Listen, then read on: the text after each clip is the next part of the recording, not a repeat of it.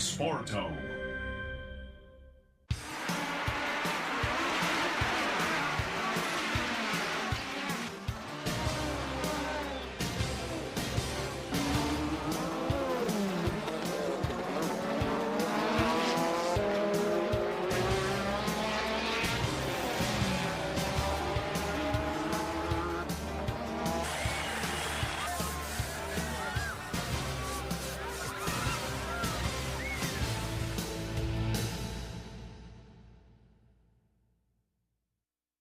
And then they turn right again over a very bumpy little tricky right-hander and on back onto the pit straight. But now, of course, you see Mansell having a little squirt there just to warm his rear tyres up, practicing his start. Senna coming along on the left, further back, and they'll be putting the field on fairly slowly so that they bunch up properly and he doesn't have to sit there with the car in gear, the clutch snagging, and, of course, the radiators getting hotter. Directly in front of me, Derek Ongaro, the British official starter of all the Grand Prix, watching the competitors getting into line, watching for those notices to be organised for them to show the course is clear. 78 laps.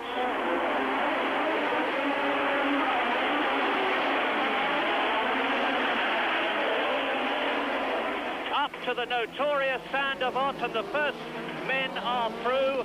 Johansson is through, and right down at the bottom is Derek Warwick in the Renault, who looks as though he's in Tambay, Patrick Tambay. He's got no further in the 1985 Grand Prix than he did in 1984, because at this very corner last year, Patrick Tambay went off. He went into René Arnoux' Ferrari, and he stopped again. And it's Senna leading. In second position is Nigel Mansell. Then it is Michele Alboreto as they go round the portier, and Senna has done exactly what he wanted to do, and boots, that's Berger. Berger is out of the race in the Arrows on lap 1, so 2 men of the 20 who started are out of the Monaco Grand Prix before 1 lap is even completed, and they stream through the chicane with Eddie Cheever well up. 18 contestants left. And now Senna will be piling on all the power he can to try and get a breakaway, with Nigel Mansell in second place, Michele Alboreto in third position in the Ferrari, coming through to complete lap 1 out of 78. And Alan Prost is already in 4th place. He was very fast in the warm-up this morning. He was quickest. And Alboreto having a look. Alboreto through.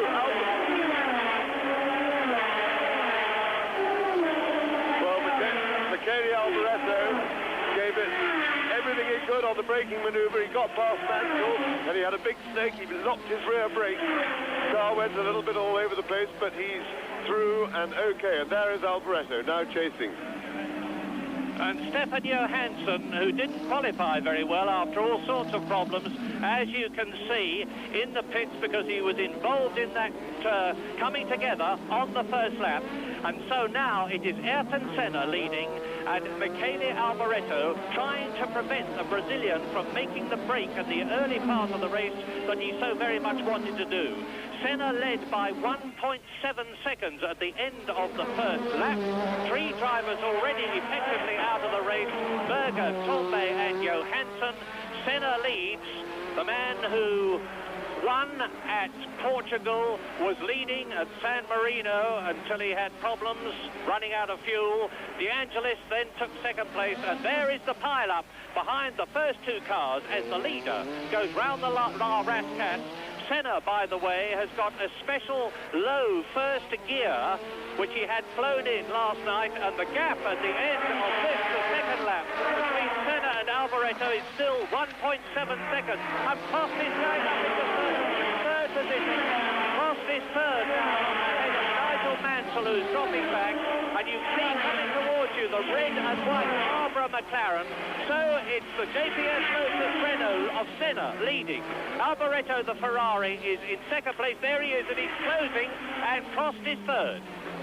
And Nigel Mansell, I should say, is driving very sensibly, because it seems that he's not quite up with the pace. And one of the fears that a lot of the drivers had, and the pundits around the circuit, was that Mansell might hold people up and allow the leaders to get away if they could. And here we see the first corner, and you see Senna going through, Prost coming down the inside, squeezing inside, a fairly risky manoeuvre. But by and large, they got through. And there's the little bit of the messy bit with the Renaults going off, and that's Tombe, the car damaged. But Mansell is being very good. He let Prost go through then, which was sensible if he can't keep up. Ayrton Senna leading then. Alboreto in second place. There he is. In third position, it is Alain Prost. Fourth now, as Johansson is still in the pits in fourth position, and they're going through. There is Alboreto second. Now there's a long gap before Prost comes through in third place. It's Eddie Cheever in fourth place. Nigel Mansell is in fifth place. Elio Di Angelis is in sixth position, and Henry Rosberg is in seventh place. Derek Warwick is in 10th position. Jonathan Palmer is in 17th place. And Martin Brundle is 15th ahead of Palmer, and you can see for yourself now that on lap 4, Alboreto is right up with the leader, Ayrton Senna. Yes, the pattern of the race now seems to be developing. It seems to be a bit of a two-man race between Senna and Alboreto, but Alain Prost is now in third place, and I don't think he'll be chasing just yet. McLaren have taken a little bit of a risk with their tyres. They've gambled on a fairly soft compound, and Prost, I think, will be anxious to nurse his tyres at this stage, more anxious to do that than to chase the leaders. I think he'll be waiting for that. Of course, he's got Cheever climbing all over the back of him, so you'll have to watch out for that, but he will be looking after his tyres. So this is the end of lap 4. Senna leading. Alboreto second. Alboreto, who was second in Brazil, second in Portugal, second in the World Championship. Into the right-hander at Saint-Devant. Now they climb up the hill. Still, Prost is third. Cheever is fourth. That is Stefan Johansson leaning over his car. Bitterly disappointed.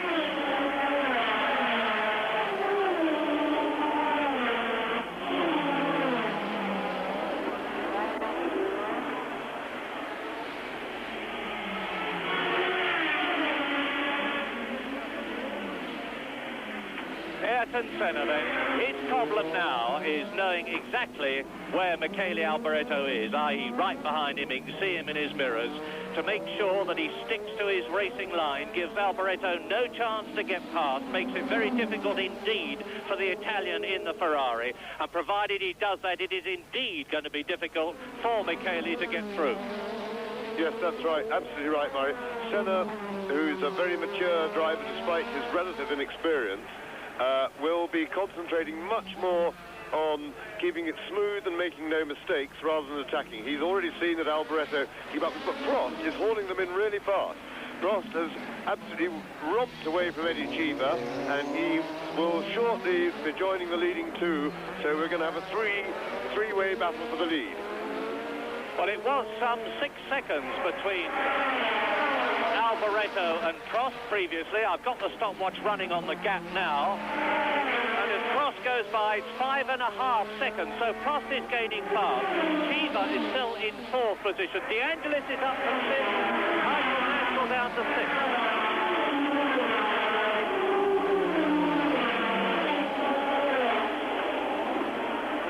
Lap 6 then, Senna, Alboreto, Prost gaining fast in third position. Then Eddie Cheever, fourth in the Alfa Romeo.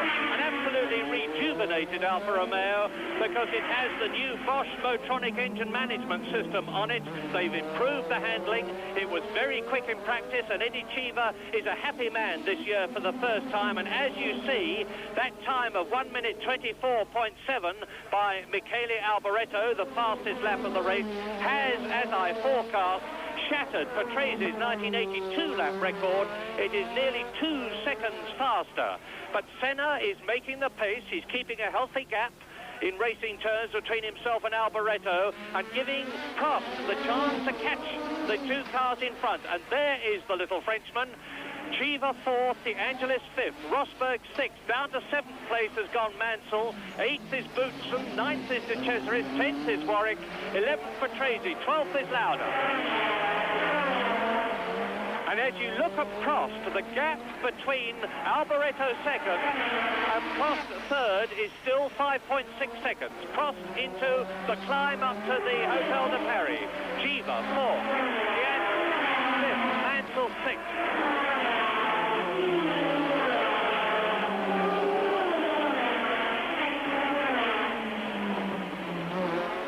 Tyres, as usual, are going to be a critical factor. Ayrton Senna, like all the other competitors in this race, has got an extra hard right rear car. Martin Brundle, by the way, is going well. He did an absolutely dynamic race at the lap at the end of practice yesterday to qualify in 18th position, faster than several of the turbos. And at the present moment, he's in 17th position.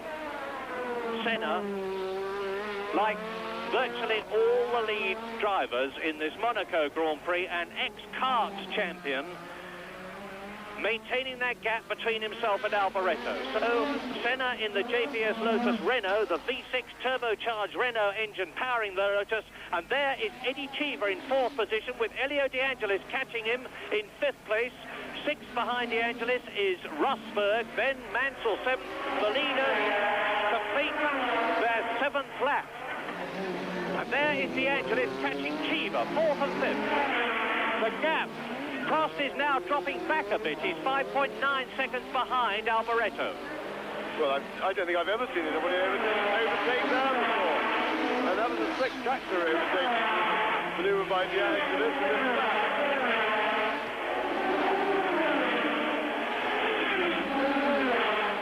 In fact, I think Cheever's probably in trouble because he slowed down and Rosberg went through as well. So I think Cheever's day is coming to some sort of an end. Yes, Elio De Angelis up to fourth place, and he's got an enormous amount of needle as Jonathan Palmer goes past in 18th position behind Martin Brundle. And look at this as Elio De Angelis takes Eddie Cheever in the Alfa Romeo. The Italian driver passes the Italian car, and up into fourth place goes De Angelis. So I might revise that view because, of course, Cheever then lost so much speed through there that it allowed Rosberg, as you see now, to come around the outside. So I said I thought he was in trouble. I think what happened, in fact, having seen that action replay, is that De Angelis jumped him and took him by surprise, and that caused the loss of momentum that allowed Rosberg to get past as well. There is Rosberg around the swimming pool section. There is De Angelis.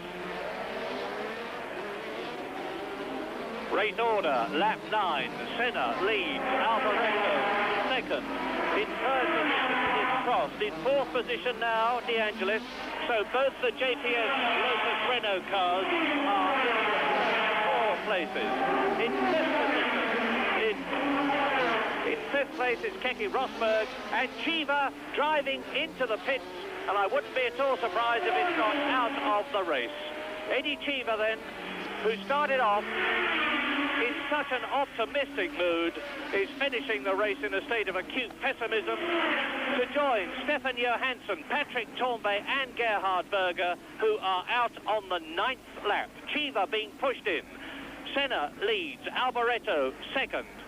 In third position, it is still Alain Prost, and the gap is steady between Prost in third place and the second place man, Michele Alboreto, in the Ferrari. Fourth, behind Prost, is Elio De Angelis. Fifth is Rosberg. Sixth is Mansell. 2 JPS Lotus Renaults, 2 Williams Hondas in the first 6, with the Ferrari of Alboreto and the McLaren of Prost.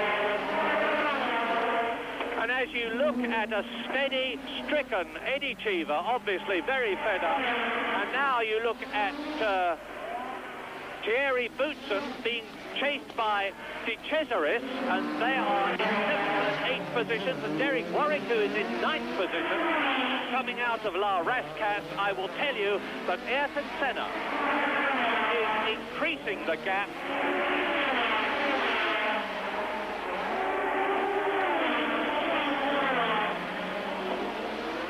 Ayrton Senna is increasing the gap in the lead between himself and Michele Alboreto.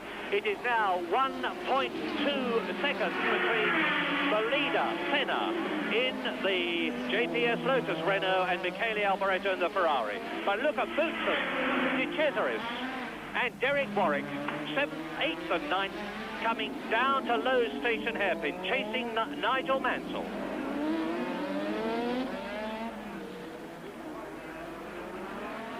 Nigel Mansell 6th, behind his teammate Keke Rosberg. Yeah, Senna just seems to be getting the edge now up front, although Alboreto is running pretty much with him. He's not really climbing all over the back of him, and I think and the leaders have just gone past us, and there is a little bit of a gap developing. So Alboreto is now having to work hard to hold on. Jonathan Palmer going well. He's in 16th place behind Martin Brundle, who is 15th. Derek Warwick is in 9th position. Nigel Mansell is 6th. And has just completed his 10th lap.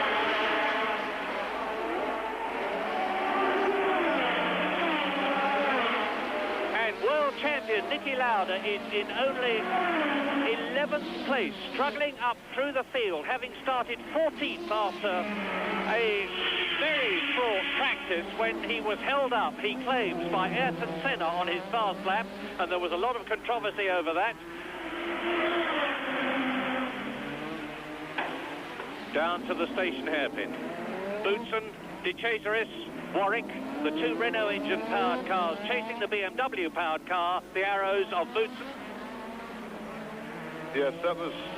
Ayrton Senna lost quite a lot of friends in qualifying yesterday, because having done his quick lap on his qualifying tyres, he then stayed out on the circuit and sort of tooled around slowly, getting in other people's way when they were on their quick lap. Now, there's no rules written about that, but there are sort of gentleman's principles, and Ayrton, in fact, exceeded the requirements of those principles, so he got himself a little bit unpopular yesterday.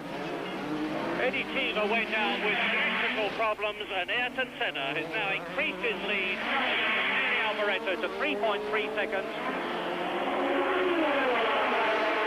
Whilst Alboreto is 5 seconds ahead of Prost. And Niki Lauda has broken clear of the bunch that he was in. He is in 11th position, closing up on Patrese, who is 10th. Warwick, who is 9th. And Martin Brundle is still going well in that 15th position ahead of Palmer. Boutsen, De Cesaris and Warwick, 7th, 8th and 9th, coming down to the station hairpin. And that's Lauda just came into the picture then in the background, and Lauda is now closing fast on this group of 3. But that's going to be very interesting, because it's going to be extremely difficult for Lauda to get past, because, as we've said before, the circuit is so tight that without the driver in front of you making some sort of an actual mistake, there really isn't a place to pass unless you want to shut your eyes and take your chances.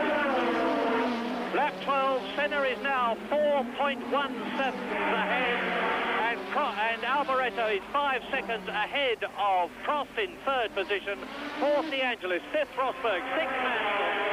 De Angelis all on his own, and there is the charger, the world champion Niki Lauda, and good news for Tolman fans, because Teo Fabi, who just qualified, is going extremely well. He's in 14th place out of the 18 people who were running at one time. After Torbay went out at the beginning of the race, and Johansson, and Lauda is closing fast. Well, the pattern of the race is now definitely developing. Ayrton Senna taking it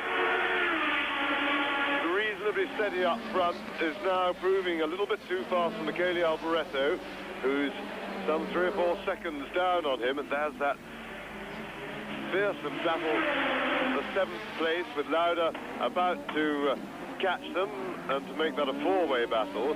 But Senna is now clearly establishing himself in front. Alboreto is dropping back a little bit, and Prost is really making no impression on Ayrton Senna. He's racing very much level with Alboreto. He's some 5 seconds behind. And there's a change of lead because Michele Alboreto has passed Ayrton Senna right in front of our position here, with Lauda catching up fast. Yes, and Ayrton Senna's in trouble because there was a lot of smoke coming from the back of his car, so Ayrton Senna looks to be in engine or turbo trouble. So, well, that is the sensation of the race so far. Ayrton Senna, who led in such a distinguished way, has lost the lead. There you see Alboreto going in. And now Alain Prost in the red and white car is right up with Senna, who signals to Prost to go past. The Frenchman does so. And now on lap 14 out of 78, Ayrton Senna is touring in, I suspect, to retire. And now Alain Prost, last year's winner in those dreadful weather conditions, has got to set about trying to catch the man who has always been the favourite for this race, Michele Alboreto. Yes, and we had a good picture then of the smoke coming from the back of Senna's car, and I would suspect that that is a blown turbo. Well, whatever it is, Senna's race is effectively finished, the second race in succession. But now we keep a very careful eye on Niki Lauda. You will have noticed probably that he's already passed Riccardo Patrese, and now the gap between Michele Alboreto, who has completed 14 laps, and Alain Prost, who is going through, is 7 seconds. There is the new race leader, 3 race victories in the past. And Elio De Angelis, of course, is up into 3rd place. That's the World Championship leader. And De Angelis, who in the past has been consistent rather than a race winner, is leading the World Championship, with now Keke Rosberg up into 4th place. Nigel Mansell is in 5th position. And there you see Ayrton Senna, JPS Lotus Renault, in the pits with the engine cover and the cockpit cover up off him, while they try to see what the damage is. And as ever, Senna sits imperturbably in the car. Lap 15 out of 78, Alboreto leads Prost by some 7 seconds, with De Angelis up to 3rd, Rosberg up to 4th, Mansell up to 5th. In 6th position now, it's De Cesaris. In 7th position, it is Derek Warwick. Behind Derek Warwick in 8th place and gaining is Niki Lauda. 9th is Riccardo Patrese. 10th is Nelson Piquet. 11th is Jacques Lafitte. And in 12th position, it is Theo Fabi in the Tolman.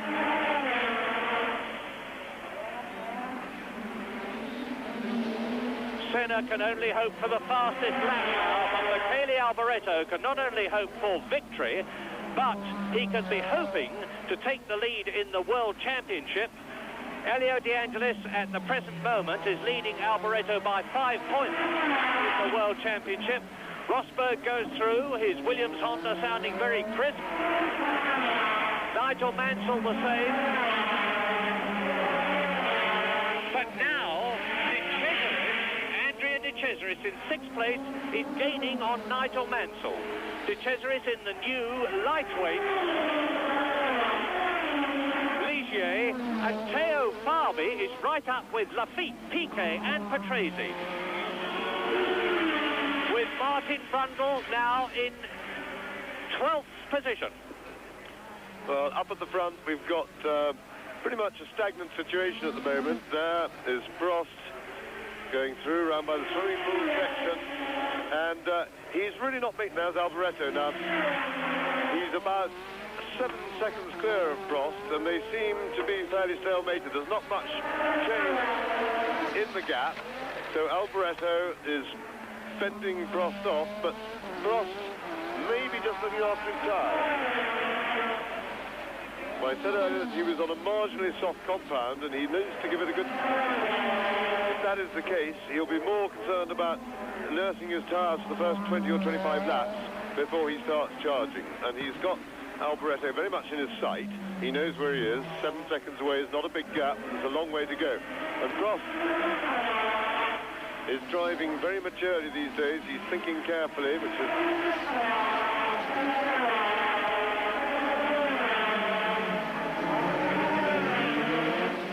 how he was first across the line in Italy, although unfortunately for him the car was underweight, which has nothing to do with him, but he drove a very intelligent race.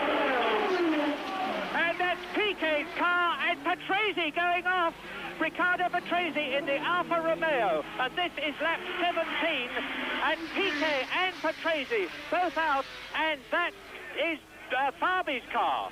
So Piquet, Patrese and Fabi in a tremendous coming together at Saint-Devote, all out of the race. Now, how are they? Well, the cockpit of the Brabham is empty, the cockpit of the Alfa Romeo is empty, and that was Nelson Piquet trying to get through on the inside at Saint-Devote.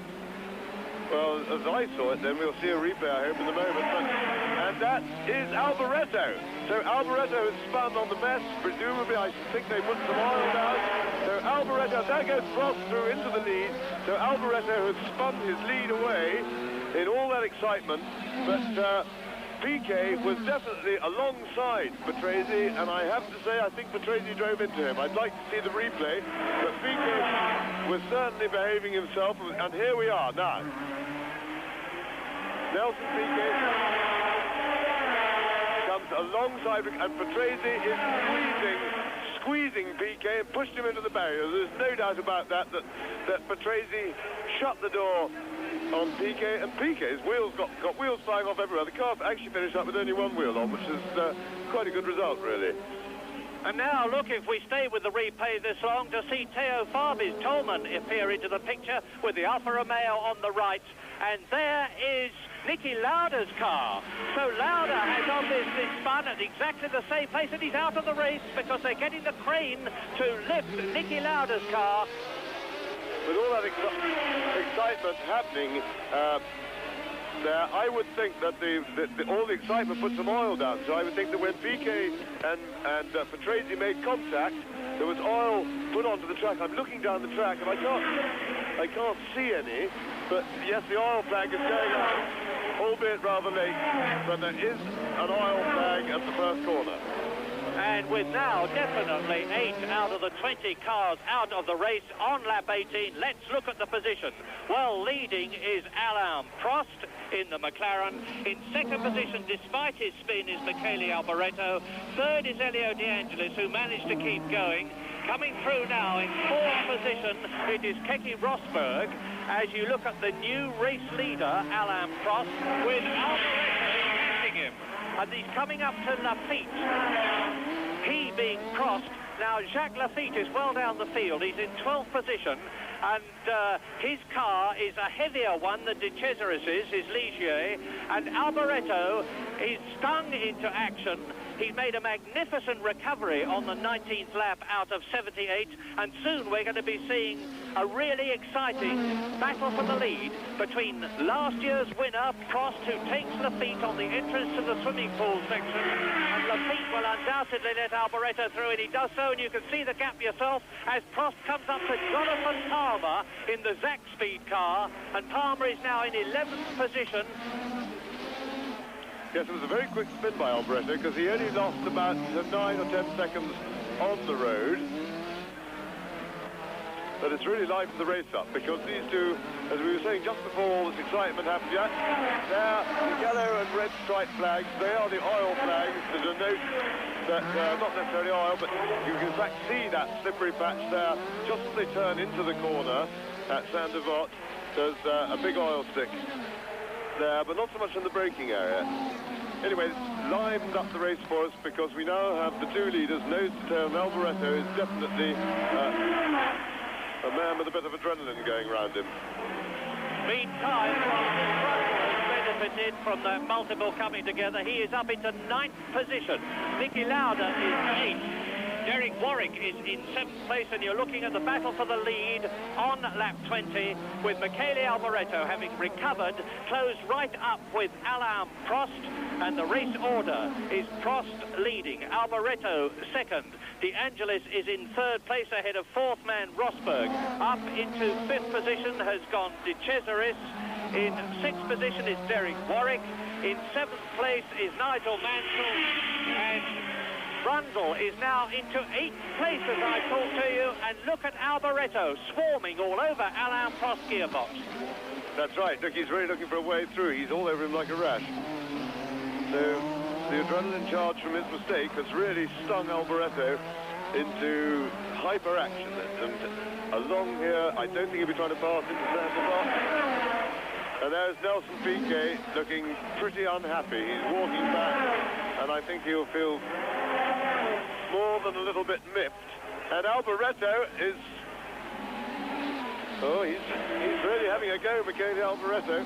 And I think probably that he'd be wise not to rush it. He's got a lot of laps left to go yet, and there's no need to climb all over Prost too quickly.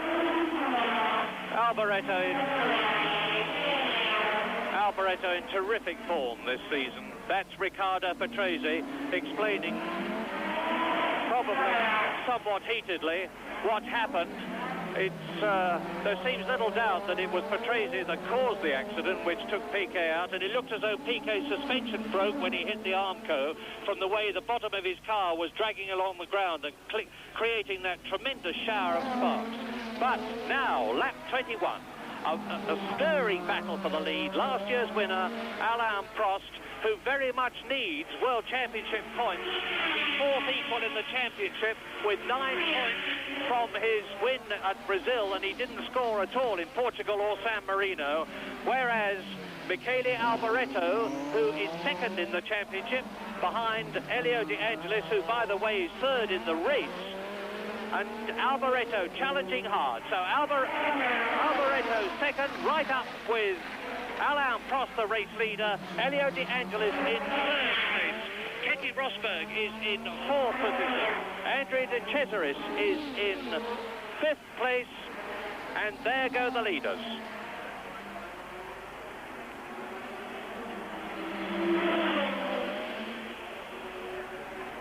Down to the right-hander at the Mirabeau. Then probably the most famous shot of all in motor racing, the station hairpin. Accelerating away down, now in 2nd gear, round, and that's Niki Lauda. Niki Lauda walking in, and out of the race, Berger, Torbay, Johansson, Chiva, Piquet, Patrese, Fabi, and Niki Lauda. This is race 22. There are the leaders, Prost, Alboreto, De Angelis, and you can see how close they are. Rosberg 4th, De Cesaris 5th, Derek Warwick, the leading British driver, in 6th position. Martin Brundle is in 8th position, and Nigel Mansell is 7th. So British drivers 6th, 7th, and 8th. Brundle driving a magnificent race. He's ahead of Thierry Boutsen in the turbocharged Arrows. That is Elio De Angelis, who is 3rd. And De Cesaris, while all this is going on, in the Ligier on the Pirelli tyres, is closing up on Rosberg, the leaders. You see just down the apex of the corner, you just get a glimpse. You can see where the track is a little bit shiny, and that is the oil from that coming together between Piquet and Patrese. And that's what tripped Alboreto up. It tripped Lauda out of the race completely because he spun on it and hit the barrier, and tripped quite a good few others up.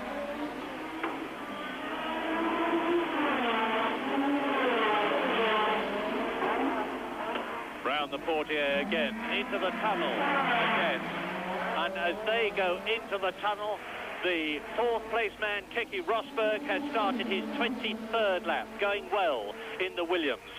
Nigel Mansell is still running. Effectively, there are 9 people in the race out of the 20 who started. Those are the 9 who are all on the same lap, and they are Prost leading. There he is. Alboreto behind him 2nd. De Angelis 3rd. Rosberg is in 4th place. De Cesaris is 5th. Warwick is 6th. Mansell is 7th. In 8th position is Brundle, and Alboreto now has got an opportunity to get closer still to Alain Prost on acceleration as he comes through to complete his 23rd lap.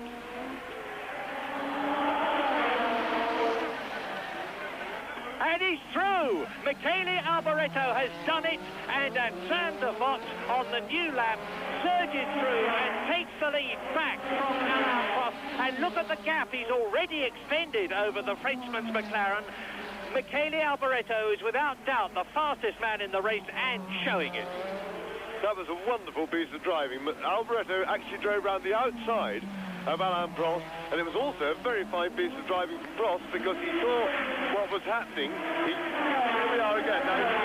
Now Prost has to really control his car very well, not to drive into Alboreto. Now, you'll see Prost lock his brakes a bit, trying to avoid Alboreto. Little puff of smoke there as he locks his brakes, and that was really outstanding driving by both of them. Well, we're coming up to 1/3 distance in this Monaco Grand Prix. Coming up to it, we're on lap 24 now out of 78. And Michele Alboreto, who took the lead from Ayrton Senna in the early stages, is extending his lead as Niki Lauda packs up, ready to take his plane back to Ibiza. He's always the fastest man away from the circuit if he doesn't finish the race, and he's going to do it again. And now Michele Alboreto comes through at the end of lap 24 in the lead again from Prost. There are not nearly as many Italian spectators at Monaco as there usually are, because the race at one time wasn't going to be held. And they're going to be very sorry they're not here. But as you look at Jonathan Palmer now, who's in 11th position, going well in the Zach Speed. He's 1 lap behind the race leaders, and he's gone further in a Grand Prix in the Zach Speed than he's ever gone before, because he failed to do even 1 lap in both Portugal and San Marino. But at Lowe's, it's Alboreto, then Prost. The gap between Prost and Elio De Angelis, who is in 3rd position, is now some 12 seconds. So this is the race. Ferrari are normally famous for their reliability. This car is certainly the prettiest car in Grand Prix racing now, in my opinion. And if they keep up their famed reliability, even Alain Prost is going to have his time cut out to close with, let alone get past Michele Alboreto. Well, Michele Alboreto, who I've always admired enormously as a driver, put on a charge then that was exceptional even for him. I think the spin gave him a huge pump of adrenaline, and he drove absolutely brilliantly. He climbed all over the back of Prost, and his overtaking manoeuvre was fantastic. But we've got a proper battle joined. The 2 leaders just gone past our commentary position. That was the horrid noise you heard. And Prost is not letting Alboreto get away. He's holding on really well. Prost teammate Niki Lauda, the reigning world champion, leaves his 4th Grand Prix yet to score a point in 1985. There goes the battle for 4th position. It's Rosberg. Warwick, so it's 4th, 5th and 6th virtually together. There they go. And Nigel Mansell will come into your picture in a moment. Keep looking back. Well, we just failed to see it, but Keke Rosberg there, the winner in 1983 at Monaco and the 1982 world champion, has got the Ligier, the Pirelli-tired Ligier. I emphasise that because, in fact, there are only 4 Pirelli-tired cars in this race, or were when it began.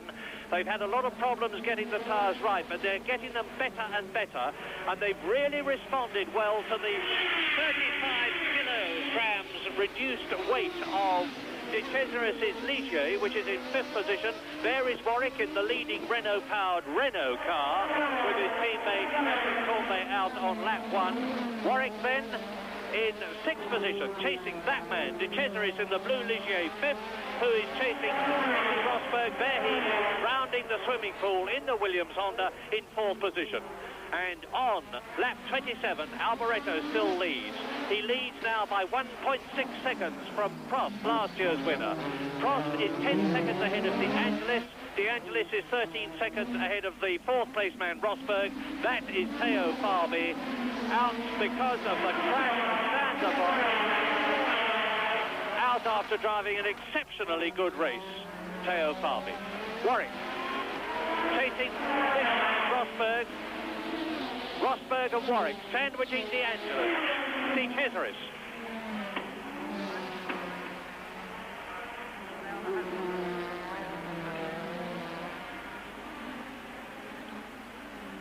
better correct myself quickly, because you will have noticed, some of you, that Niki Lauda has in fact scored points.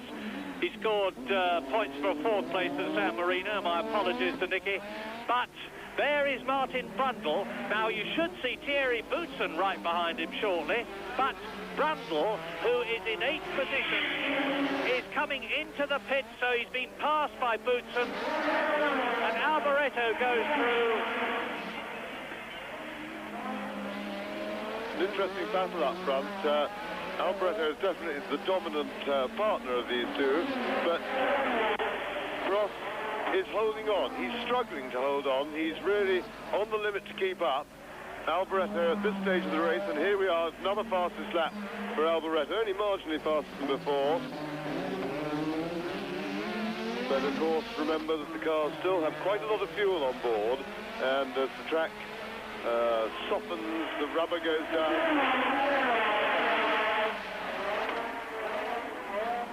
And the cars get lighter, we would of course expect them to go even quicker.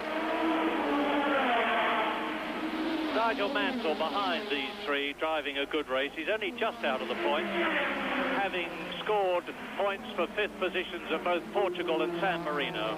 And as the race settles down a little on the 28th lap, with 50 still to go, therefore it's a long, arduous and grueling race. And we look at the 4th, 5th and 6th men. Rosberg's in the Williams Honda, De Cesaris in the Ligier Renault, and Derek Warwick in the Renault-powered Renault. Ahead of them are Alboreto, Prost and De Angelis. And Prost is actually closing slowly on Alboreto.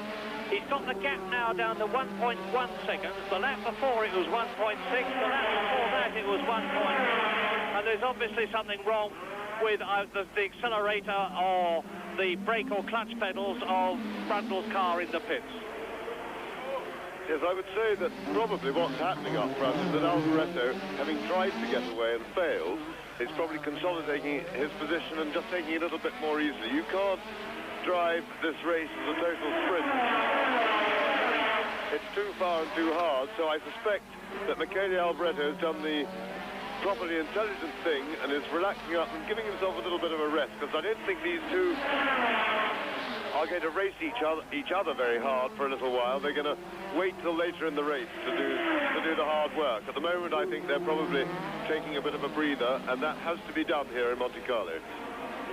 While you're watching that, cast your minds back to the first corner of the race when Patrick Tambay went out at the first corner for the 2nd year in succession. For the same reason, a crash. This time, that crash ripped off the front of his car, damaged the brake cylinder, as a result of which he lost brake fluid, and he couldn't even drive back to the pits to get a new front for his car.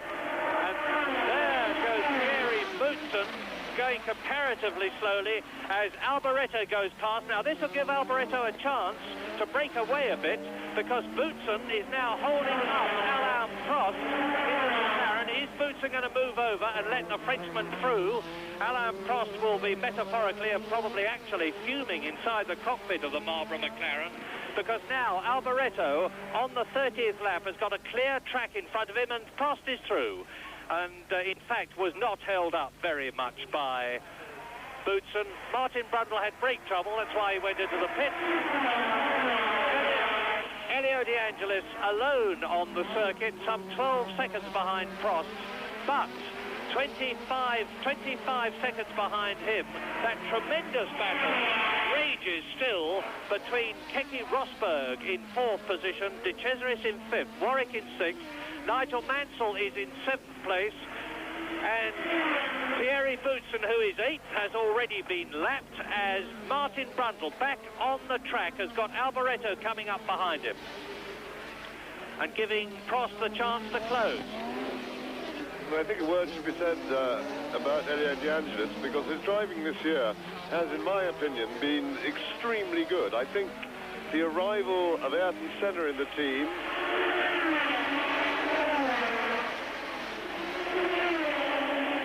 and adding to that fact the improvement in the chassis that they've got has really, if you like, brought him to full maturity. Elio De Angelis is driving quicker than he has done before and still maintaining that steady rhythm that he's shown over the last couple of seasons, the ability to finish. And this is, in my opinion, De Angelis' best season by a long way. Prost with a bit of a charge. He's closing up on Michele Alboreto, as you see.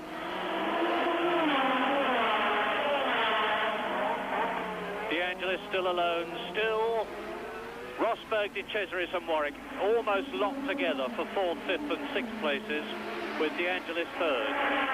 Nigel Mansell is still in 7th position. 8th is still Thierry Boutsen, who's been lapped. 9th is Lafitte.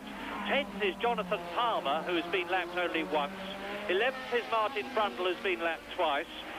And then Lauda is out of the race, as is Patrese, Piquet, Fabi, Senna, Chiva and Johansson. So there are only 11 competitors left out of the 20 who started, and we are not yet even at half distance. Prost chasing Alboreto. Out go the signals.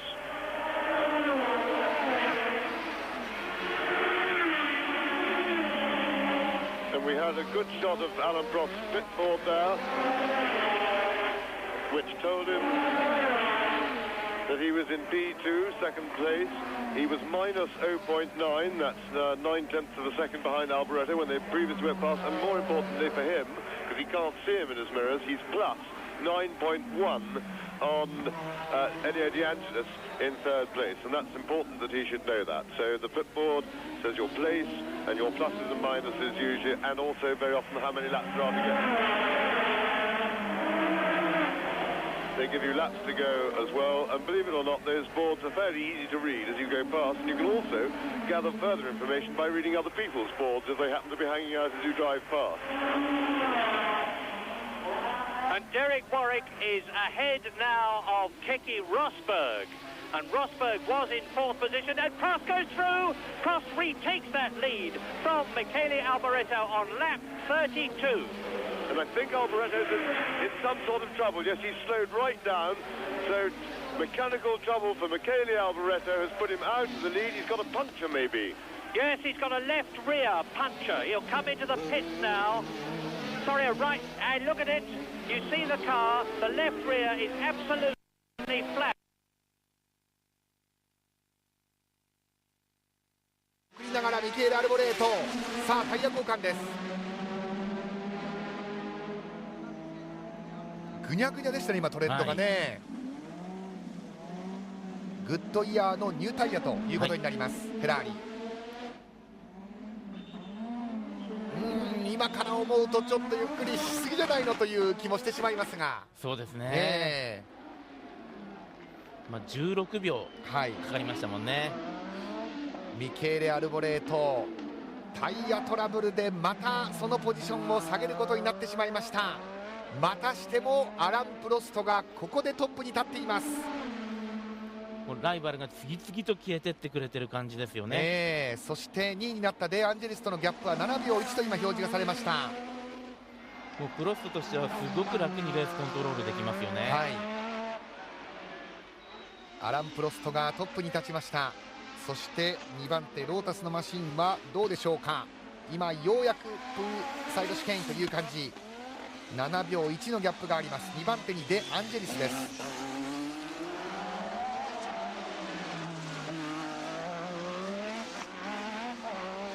プロストがトップに立って喜ぶコースマーシャルも少なくない、やはりフランスが近いですからね、まあ、というよりも本当にフランスの一部のような場所ですからね。そうですね、34周目へと入っていきましたアラン・プロスト。2番手のデアンジェリスは見えてきません。しかしミケーレ・アルボレートもタイヤ交換を行ってコースには戻っています。さあどこで復帰したかということですよね。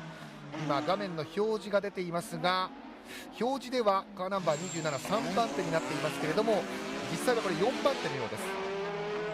ワーウィックの前、そうですね、ワーウィックの前に入っています。Fourth and fifth men, absolutely together. Round Sanderbox, Alboreto third, Warwick fourth, ahead of Rosberg in fifth position. Behind Rosberg in sixth place then will be Nigel Mansell, and where is De Cesaris? Andrea De Cesaris is in fact in third position. So Andrea De Cesaris has got ahead, and there is Alboreto, fourth. Warwick, fifth. Rosberg, sixth. Yes, Alboreto had a problem there because they put a brand new right rear tyre on his car, and he will have taken him a lap or so to scrub that in. When the tyres are brand new, they don't work properly till you slid them round for a couple of laps to scrub off that that production finish that they have. And normally one wants the pit stop, in fact, to put on a scrubbed tyre. So fastest lap now goes to Alan Prost. The pace is hotting up, but that's normal. We expect that as the fuel load goes down. But whilst Alboreto was scrubbing in that new left side of the car, sorry, yes, left side it was, he was giving De Cesaris a chance not only to get past, but to pull a bit of a gap.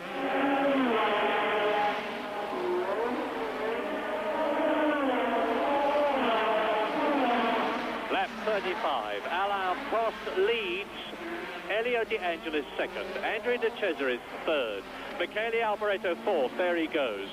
Fifth is Derek Warwick, sixth is Keke Rosberg, seventh is Nigel Mansell, they're all on the same lap. Thierry Boutsen is eighth but has been lapped. Jacques Lafitte is ninth. In 10th position is Jonathan Palmer. Then 3 laps down, but still running, is Martin Brundle, and those are the only runners left. 11 out of 20 on this, the 35th lap, which is just under half distance.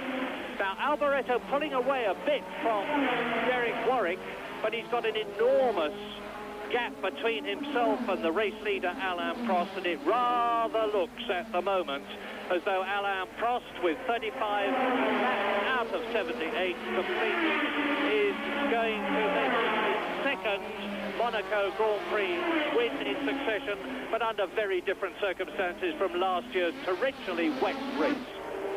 It's interesting to see that now that Alboreto's got going properly, he's scrubbed those new tyres in. I don't think he's going as quickly as he was before. Now that is, there's a technical explanation for that, and that is that they changed only one of his rear tyres. And they have to be matched there. You like normally to match up your pairs of rear tyres because they're never exactly the same diameter, and therefore the tyre that stayed on, and Alboreto has now done an even quicker lap than Alain Prost, so that's a new lap record, but I don't think he's as quick as he was before relatively. And Michele Alboreto, as we look at Elio De Angelis, who is in second place. Alboreto is closing on Andrea De Cesaris in third position in the Ligier. So there is the World Championship leader, Elio De Angelis, third in Brazil, fourth in Portugal, and of course the winner at San Marino after Alain Prost was disqualified for having an underweight car.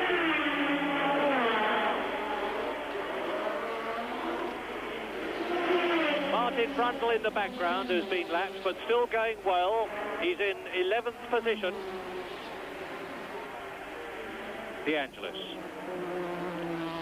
Amazingly consistent, because last year, De Angelis had an absolutely superb season.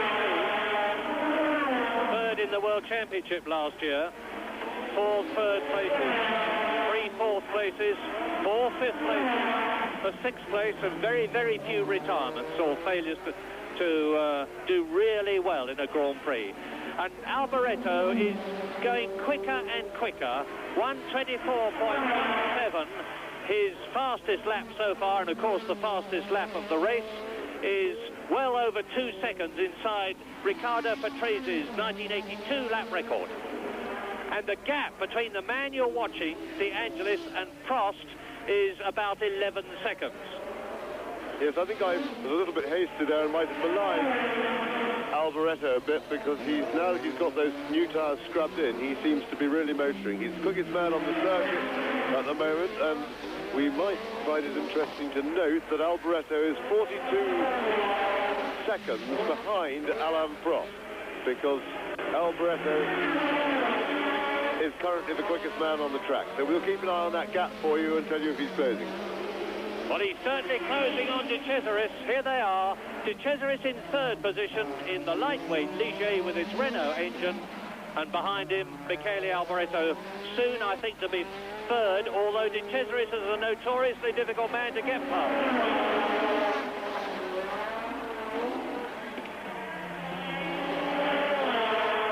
Warwick goes through. In the background, you may just think, yes, you did. There was Derek Warwick, who is in fifth position.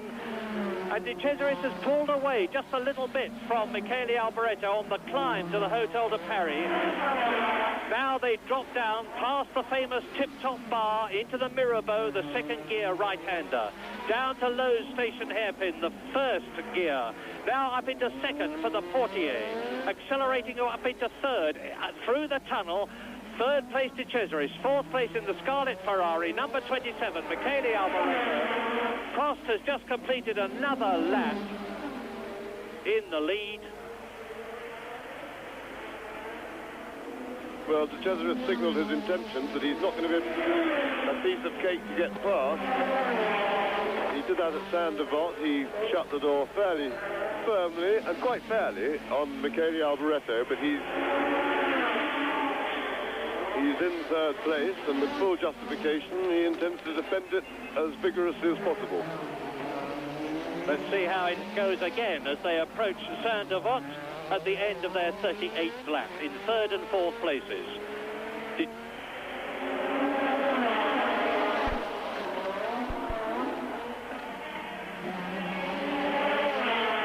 I think Michele Alboreto has decided to give it best just for a short distance. Now he's closer than ever as he comes up to the Hotel de Paris. This could be his opportunity to come out of the slipstream of De Cesaris' car and get through on braking as they go down to the Mirabeau.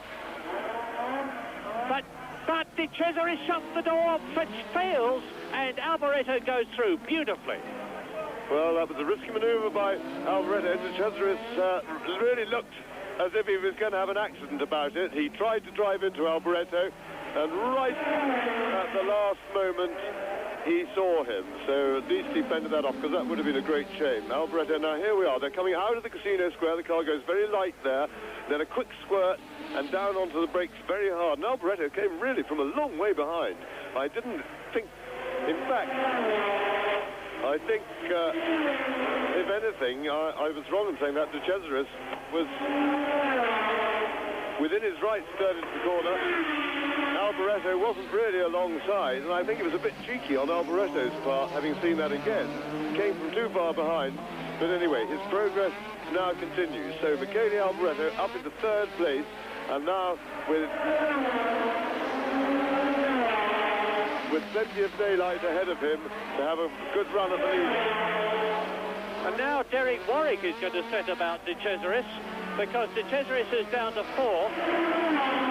Has got Derek Warwick closing up on him in fifth position. We're now at half distance in the race, as you see the arrows of Thierry Boutsen being passed by Nigel Mansell, and on lap 40 the order is Alain Prost in the lead, with De Angelis second, Alboreto third, De Cesaris fourth, fifth is Derek Warwick, sixth is Keke Rosberg, seventh is Mansell, eighth is Lafitte.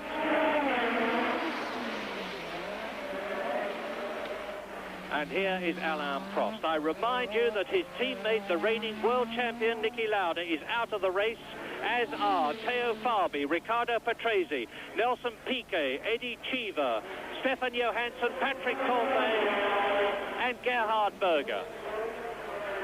And Prost is pulling away from De Angelis. So Prost pulling away there, 38 laps to go. Well, now we're going back to the Grand Prix. We left it on the 40th lap. There were 78 laps in the race, and Alain Prost was out front when we left it then. Good long way to go yet. So let's go back live now to James Hunt and Murray Walker. ルノー時代にトップ改装中に試験員でっていうのがありましたからね、クラッシュしてしまったというのが、だからそういう点でも慎重に完璧を目指して走ってますよね。83年ルノー時代はトップと2ポイント差のランキング2位、はい、この前年84年はチームメイトニキラウダと 0.5 ポイント差のランキング2位というところで、やはりこの85年シーズンプロストの走り思うところというのはやっぱり違うものっていうのは感じられたんですか？確実にちゃんとゴールをしてポイントを稼ぐ、そしてその積み重ねがチャンピオンになるっていうのをものすごく分かってますからね。83年も結局最終戦でひっくり返された、それは自分がリタイアしたからなんですよね。実は苦しいここ最初のタイトルまでの5年間だったという感じもしますね、プロストはね。ですから本当にこう苦しい中で苦労を重ねながらやってきた、でしかもルノーの時には結局チャンピオン取れなくて、もうルノーチームと大喧嘩になって、結局フランスにも居づらくなってしまった立場でしたからね。さあそのアラン・プロスト初めてのタイトルに向けて、2年連続のモナコ勝利に向けてとも言えますが、トップ走行という形、そしてロータス・デ・アンジェリス、こちらは単独の2番手ということになります。デ・アンジェリスは5番グリッドからのスタートでした。プロストとはしかし18秒以上ギャップが広がっています。そうですね。でもスムーズで綺麗な走り方ですよね、デ・アンジェリスも。さあトップ3台ですけれども、プロストがいてデ・アンジェリス、ミケーレ・アルボレートはまだトンネルの中です。さあ今度はデ・アンジェリスを追いかけてというアルボレートで、ちなみに、アラン・プロストは79年 F3 ここモナコで勝ってるんですね。でその前の年にこの F3 で勝ってるのがデ・アンジェリスなんですよ。なるほど。ただ F1 では、84年この前の年にプロストが勝ちました。94年にシューマッハが勝つまでセナとプロストしかモナコウィナーは生まれないんですけれどもね。そうですね。ですからデ・アンジェリスがもうちょっと生きてていいマシンに乗ってたらどうなったかなっていうのを見てみたい気がしましたね。そうですね、リオ・デ・アンジェリスはこの翌年86年モナコグランプリの後のポール・リカールのテストで亡くなるということになりましたですからね。それで、デ・アンジェリスはイタリアの領家の指定で、すごく、知性もあったし教養もあった人ですね。でピアノがすごい上手だったんだそうですね。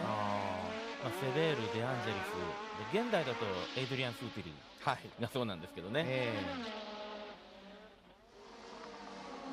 さあ画面はフェラーリミケーレ・アルボレートを捉えています。コース上で一番速いのはこの人。さあ果たして2番手デ・アンジェリスに追いつけるかどうかというレース展開です。アルボレート1分24秒012というファステストラップを出しています。23秒台がいよいよ見えてきました。トップはアラン・プロスト。ここから44周目を迎えるということになります。離れた2番手デ・アンジェリス、その後ろからミケーレ・アルボレートが猛追。さあアルボレート2番手になれるかどうかという展開ですが、現状ではトップ3まだ離れた状態での走行、それぞれ単独走行となっています。今はやはりこのミラボーのあたりもここまでのバンプはないなという感じもしますけれどもね。基本のレイアウトは変わってないんですよね。特にこの山側は全く変わってなくて、路面のいわゆる再舗装は行われているということですね。さあそしてポルティエからトンネルを抜けていくということになりますが、なんといってもこの先の試験員ですよね。実は86年に改修されるということですが、港湾改修事業の一環として海側に土地を広げた、そして安全対策をしなきゃいけないということであそこが試験が変わったんですね。今はヌーベル試験員、つまり新しい試験員というふうに申し上げますけれども、この時点では試験員なんですね。そうですね。ですから、もう簡単なレーンチェンジの試験員1本だけですね。モナコ改修の歴史でもあるわけですけれども、86年そのヌーベル試験ができた後、97年に今度はプールサイド試験が改修されて、ルイ・シロンという名前がつくわけですよね。モナコ出身のグランプリドライバー元、そしてこの競技長だった人ですね。そして2003年2004年記憶に新しい大改修があって、各チームにガレージもできましたし、そしてピットロード給油の向きというのも変わりました。そうですね。そして、遡ると72年にプールができたんですね。でプール試験になって、それ以前はスタート地点がプールのあたりだったんです。ですから1コーナーが最終コーナーだったんですね。でもっとくるっと回るヘアピン状になってて、ああいうラスカスのこういう飛び出したような形になってなかったんですね。1929年の第1回モナコグランプリから数えると、この85年で早くも第44回ということになるわけですが、ですから今のスタート地点から1コーナー回ってこの試験あたりまでっていうのは基本的に1929年から変わってないんですね。そして安全上の理由から、この85年シーズンも20台規制ということになっているわけですね。そうですね。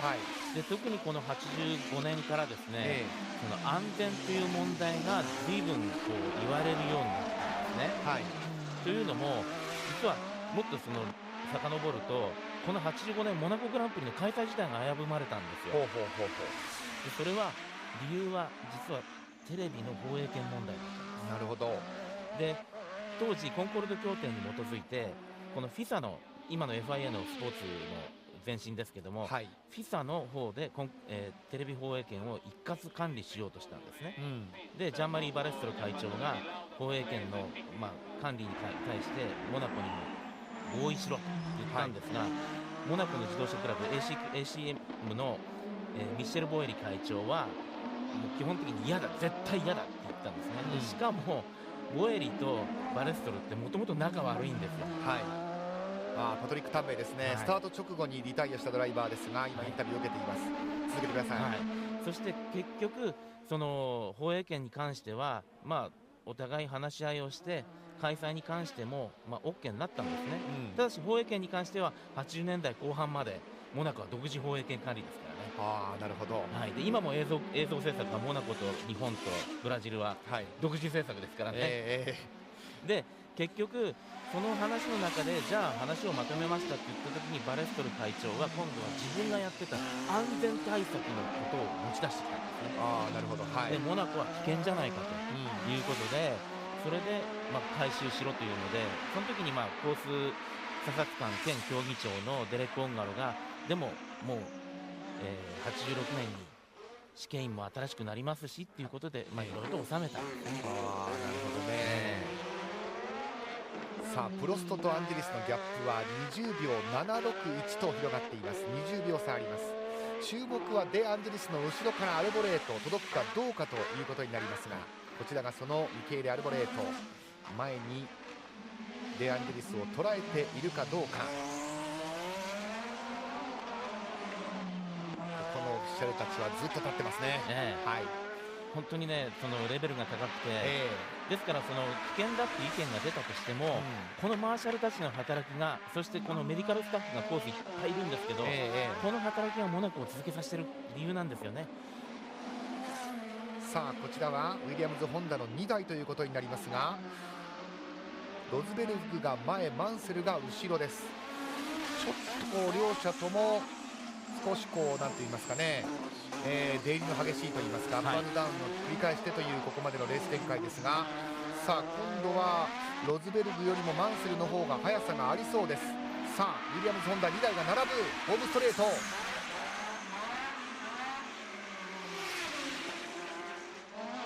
ちょっとロズベルグの方がペースが上がらないようです。そうですね、マンセルの方が明らかに速いですよね。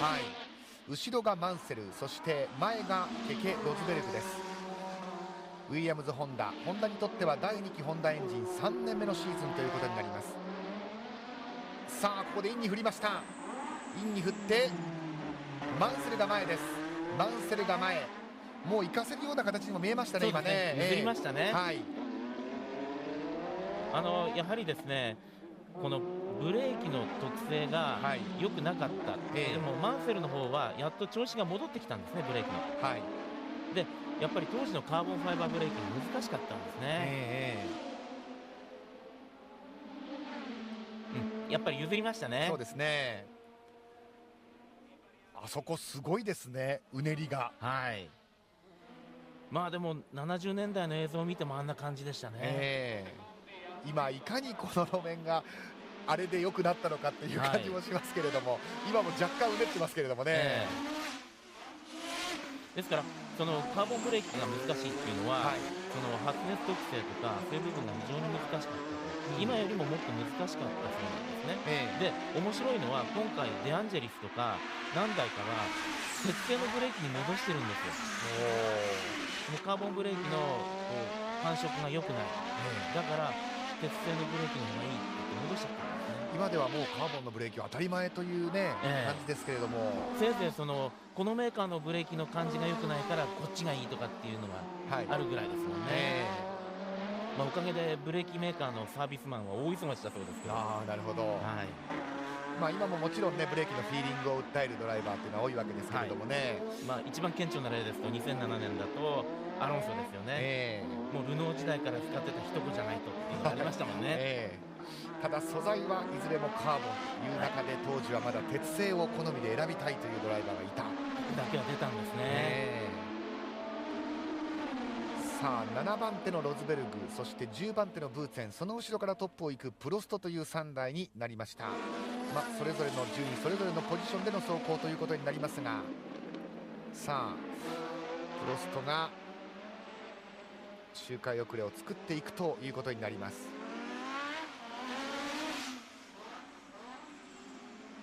かなりロズベルグは後方に置かれてしまったようですね。そうですね、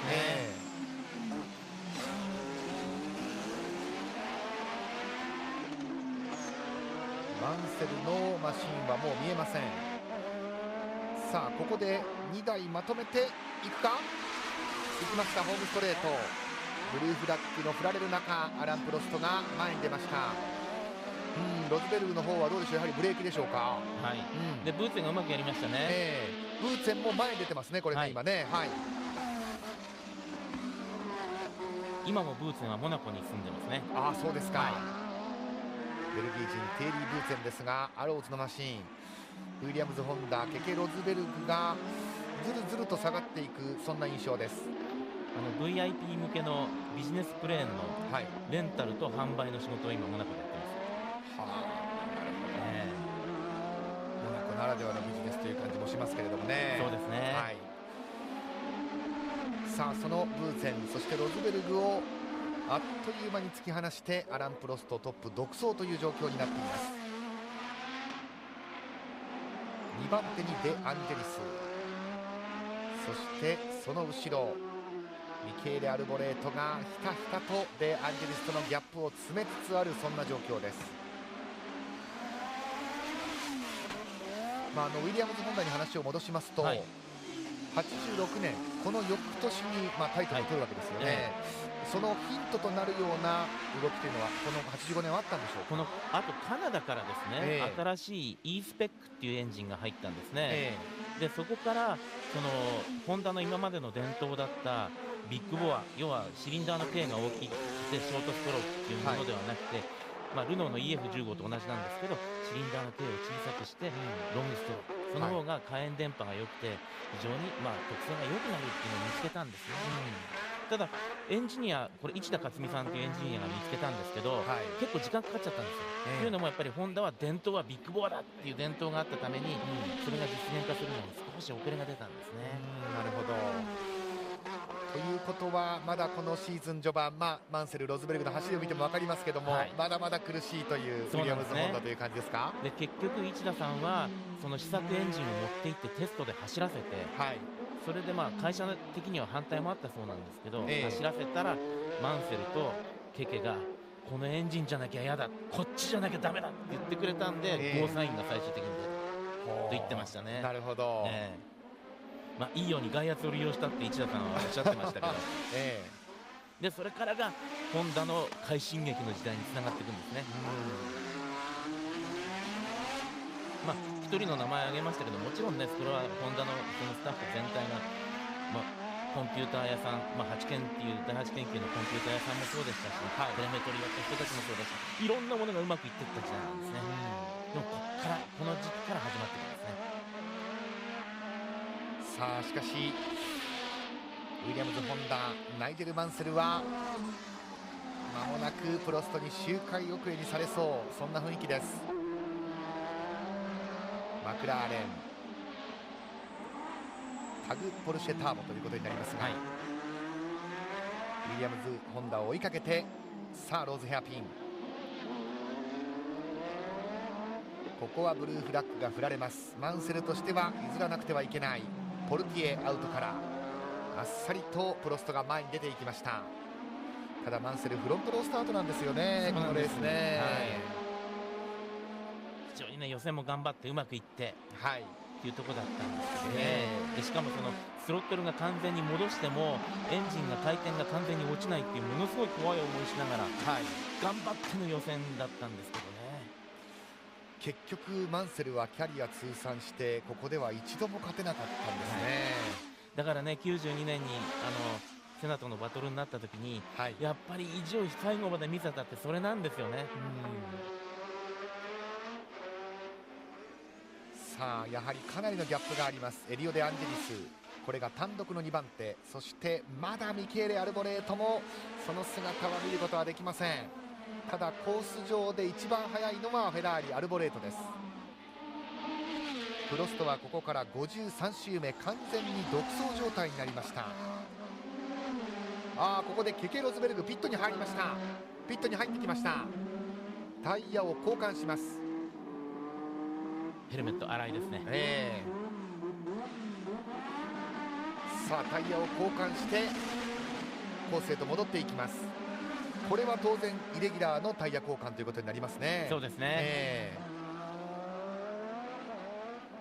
やっぱりねリアタイヤきついんですよ。特にホンダのまだこの時の B スペックのエンジン特性だと、急激にパワーがバンってあるところから立ち上がりますから、こうスムーズな加速をしたいっていうこの市街地コースが非常に厳しいんですよね。なるほどなるほど。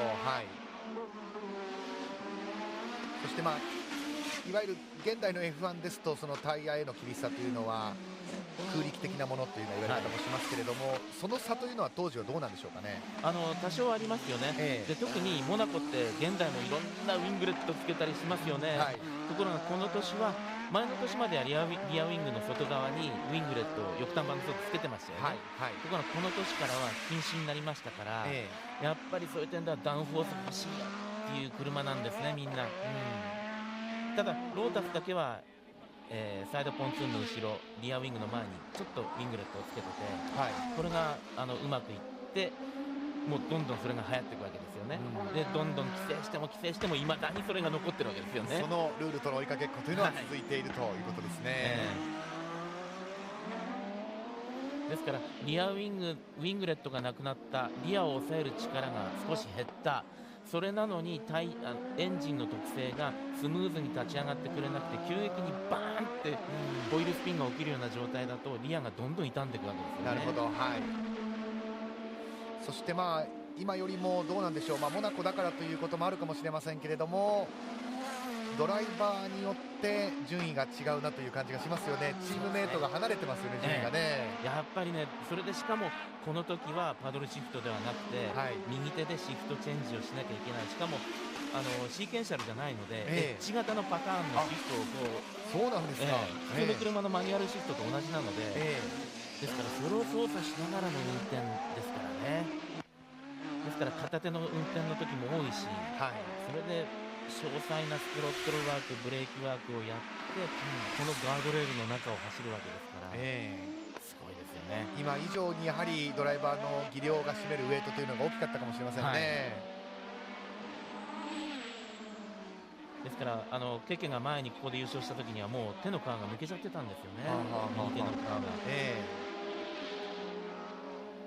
さあジョナサン・パーマーを画面が捉えました。パーマーを追いかけてアラン・プロスト、パーマーを周回遅れに間もなくしようというところです。ザクスピード、ジョナサン・パーマーもまだコース上とどまっています。でザクスピードは F1 にいる間ずっとこのウエストっていうタバコが、赤白でスポンサーついてたんですけど、後にマクラーレンに行きましたね。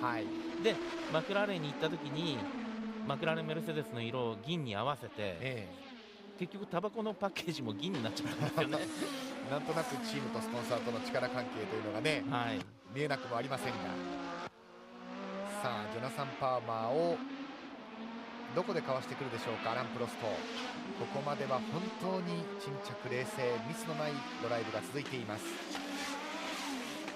このザックスピードは本当によく頑張ったチームですね、自分たちで車体もエンジンもやるっていうのはプライベートだったとしてはすごかったですよ。そうですよね、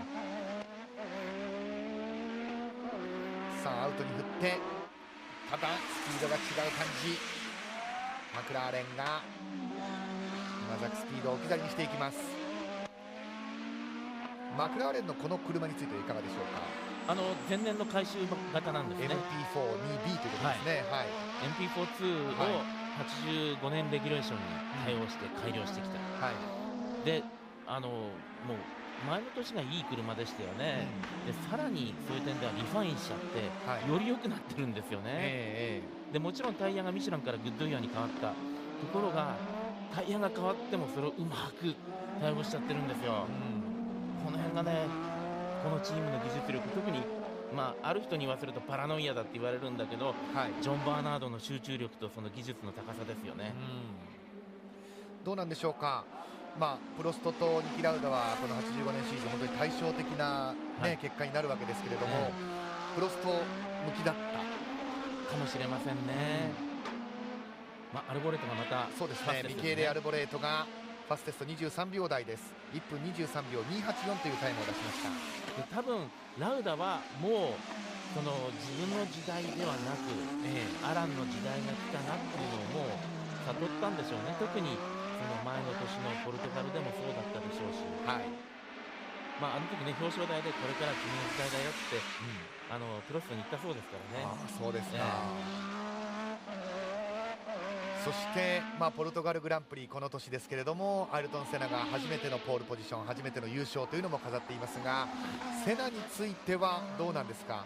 こいつの時代が来るという空気はあったんでしょうかね、この時点で。だから、ものすごくみんなそれを意識したはずなんですよね、でしかもその予選はうまく速い、決勝でもかなりガンガンいってしまう、ただまだ F3 から上がってきて、2シーズン目で、燃費管理とかそういう走り方ができてなかった、そこが彼の弱点だったけど、それをやられちゃったらこいつは恐ろしいなってみんな思ってたはずなんですよ、だから悪道セナとかみんな呼んでたし、で予選でブロックしやがったなこいつっていうので今回も怒られてしまったっていうのがあるんですね、でセナはその予選ブロックしちゃった後にですね、ラウダのとこ謝りに行ってるんですよね、そしたらラウダが、もう怒り心頭で切れまくってましたから、セナに対してうぜろって言ったんですね。怖いですね、そしたら結局でも、セナも予選用タイヤ、旧タイヤとレース用タイヤをいろいろと試してたっていうのが分かって、この後のポール・リカールのテストで逆にラウダがあの時はごめんよって謝りに行ったそうなんですね。それはセナがわざとブロックしたわけじゃないということが分かって、ラウダはテストで謝りに行った、で謝りに行って、そしてでもラウダからごめんよって言ってもらえたドライバーって何人いるんだろうっていうのが当時の話題だったそうですね。なるほど、ただ本当はね、ある程度意図的な部分もあったみたいですよ、その抑えたっていうのは、そういう点でもね、アイルトンってすごく狡猾な部分もありましたからね。さあアローズのブーツェン、その後ろからミケーレ・アルボレートという状況です。クリーム色のシャシー、アローズのマシンを周回遅れにしようというところですが、アローズはまだこの頃はデイブ・バスという人が設計してたんですね、そして87年から新人のデザイナーがマシンをデザインしたんですよ、眼鏡かけた大学生みたいな男だったんですけど、それがロス・ブラウンなんですね。なるほど、アローズは BMW エンジンを使っていますが、このシーズンブーツェンが道を譲る形になりました。プロスト独走ですけれども、デ・アンジェリスにご覧のようにアルボレートが迫ってきています。ここにいましたアルボレート。当然サインボードで分かってますからね。そうですね、来ましたね、やはりここまでね、集中力を切らさずにここまで持ってきました。で面白いのはアルボレートの車は、モノコックの表面がつるっとしててそのまま外に出てるんですよね。もう現代の F1 に近い設計なんです、ところがデアンジェリスのロータスは、モノコックの外側にカウルがつくっていう。先ほどセナのマシンはねカウル全部持ち上げてましたもんね、ああいう形で、昔のデザインなんですよね。そういう意味ではフェラーリこのマシンは進んでいたということになりますが、さあフェラーリのアルボレートと6秒4というギャップ、2番手でアンジェリスと3番手アルボレート6秒4、差が詰まってきました。ですから同じカーボンコンポジットのモノコックなんですけれども、旧世代のロータスと新世代の始まりだったこのフェラーリの戦いでもあるんですよね。ただそれが性能差がほぼイコールだったというところが面白いですよね。そうですね。でしかもロータスは歴代最高のハンドリングマシンであったっていうのがまたすごいところですね。このマシンはロータス、今黒いマシン映ってますけどもセナも絶賛だったそうですね、もう人生で最高のマシンだと言ってましたから、残念ながらそのアイルトン・セナレース序盤でこのモナコはリタイアしていますが、チームメートデアンジェリスは2番手、しかしその後ろからカーナンバー27フェラーリミケーレ・アルボレートがひたひたと迫ってきました。ですからフェラーリもね今まではエンジンパワーありきでどちらかというと荒っぽい車だったのが、この車はものすごく繊細に動きが取れるすごく英国車的な動きなんですよね。なるほど、で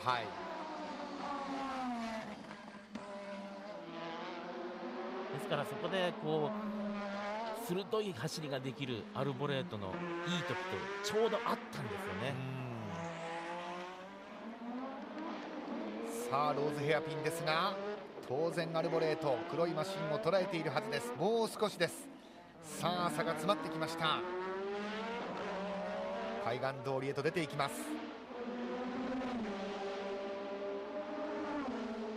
でアンジェリスとしては当然プッシュということになりますよね。そうですね、その指示は飛んでいるかと思いますがフェラーリの方が速さがあります。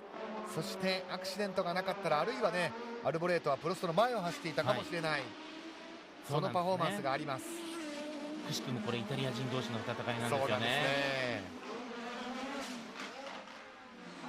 逃げるフランス人、そして2番手3番手争いはイタリアン同士ということになります。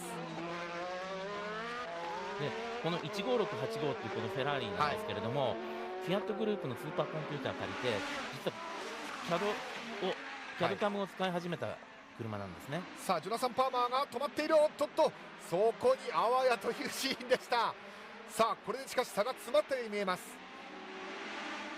ウエストのロゴが大きくありますがジョナサン・パーマーは、スピンターンでコースに復帰。おっとそこに今度はリジェのマシンが来ている。さあこれでしかし差が縮まりました。2番手争いミダボー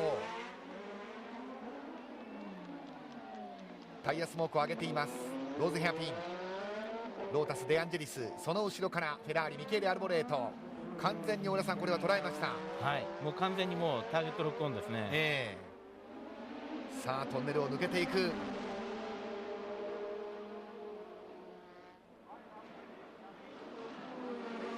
全開で通り抜けるシケイン、果たしてアルボレートどこで仕掛けてくるでしょうか。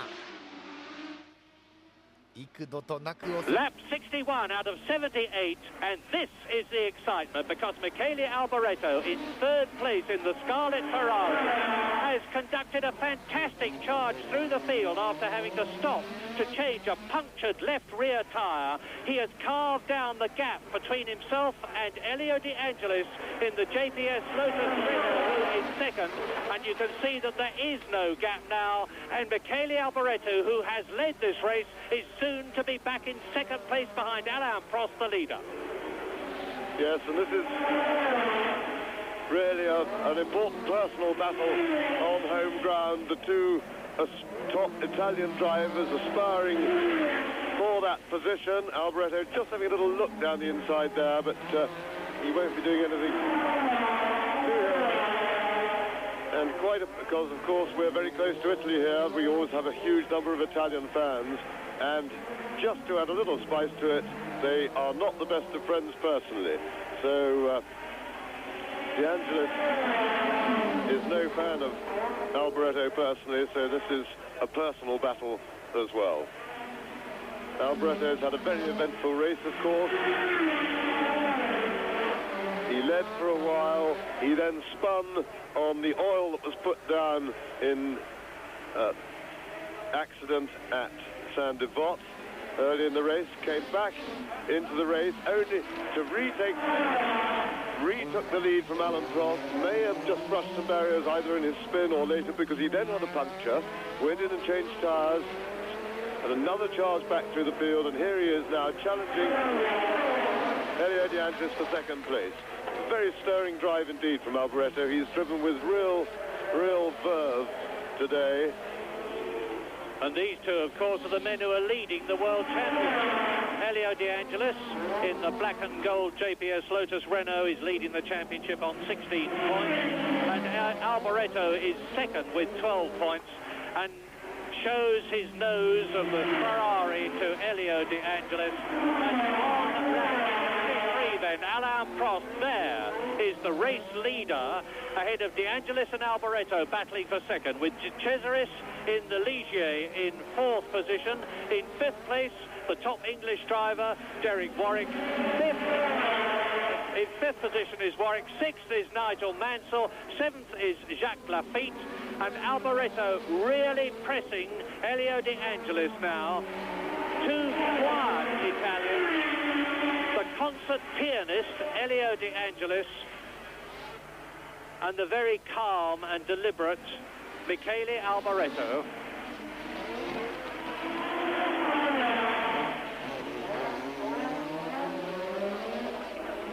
Going through now to complete their 63rd lap.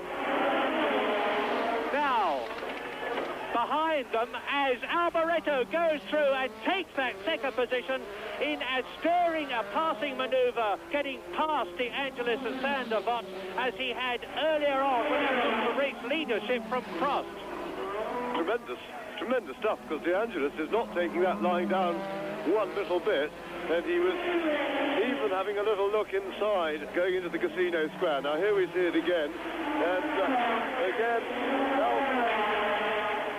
Alboreto, I think he solves Elio De Angelis a bit of a dummy and jumps him down the inside, and that was very good driving. Really, Alboreto has put on the most entertaining and stirring display today. His passing of Alain Prost earlier when he did it at Saint-Devote again, but round the outside that time, was really exciting stuff.